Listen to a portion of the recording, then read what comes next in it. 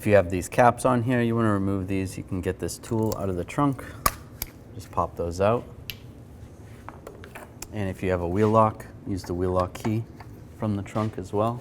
Take a 17mm socket and take the lug bolts out. When you take the last one out, make sure you hold the wheel from falling. And grab the wheel, slide it off. Take this bracket off. You just use a straight blade screwdriver and unclip it. It's just a plastic bracket that holds the wire on. Just slide that out of the way. You can disconnect the connector right here, just to have it out of the way completely. Just pop the clip right there, and then just slide it out of the way. It makes it a little easier. Now we're going to take this bolt out. Use a 21mm socket and a 21mm wrench on the nut. And it just pops out like that. Just be careful, there is going to be some tension. Pops this back. We are going to have to remove this bolt and nut, but there is a alignment cam right there, so if you can take a crayon or some type of marker and mark where the location is, so when you go to put the new one in, it's as close as it was. That way when you go to have an alignment done, it's not too far off. Take an 18mm socket and you're going to go up from the back side over here just to hold the bolt. You can go up right here. There is a shield right here. Just bend it out of the way a little bit. And that's good. And use an 18mm socket, preferably a swivel socket. Get on that nut and remove the nut.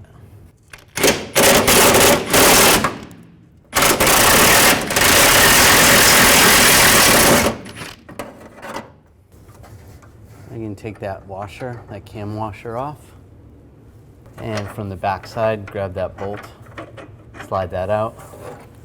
Now just grab the arm and slide it out. Take the upper arm, slide it in position, and then take the bolt. You're going to slide that in from the back.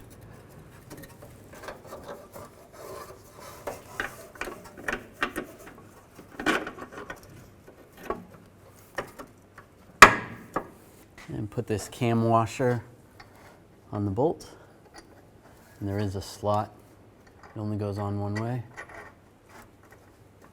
And you want to line that up as close to the line that you made. Get the nut on. So while you're holding the bolt on the other side with the 18mm socket, snug this up.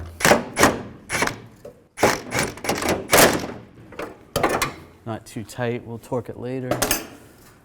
So you can move this. That's good. Now this is where it's a little bit tricky. Take this bolt, we'll just get it started right there. And then you're gonna have to grab the rotor and then grab this arm. Just slide it in position. And if you can, have someone else push that bolt in there. All right, so we got that in.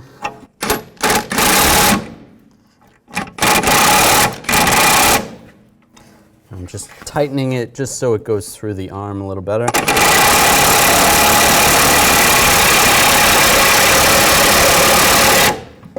Just like that.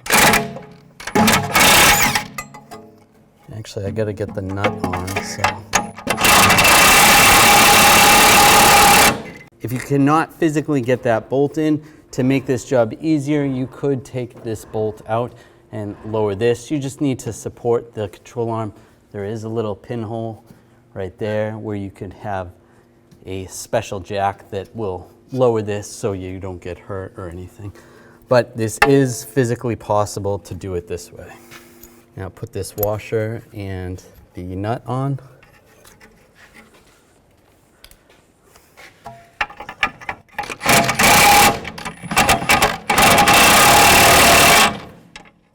Get that started.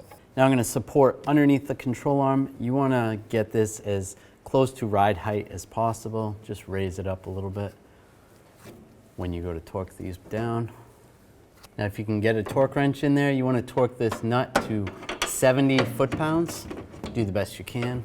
When doing this job, it's recommended that you replace this bolt and nut, and you want to torque this to 95 foot-pounds and then an additional 90 degrees. If you don't have an angle meter, do the best you can.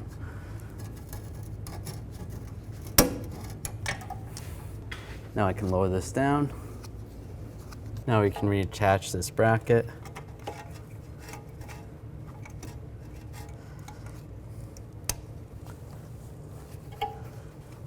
And just lock it down.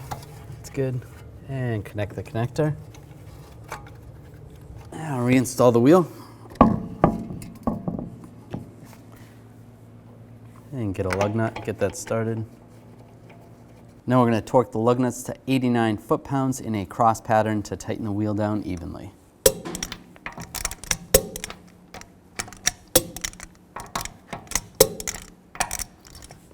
And just go around again, double check.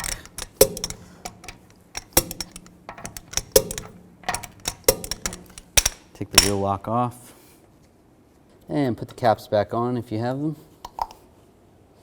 After you're done this job, keep in mind you want to bring it to a local shop so you can have it aligned so you don't have premature tire wear.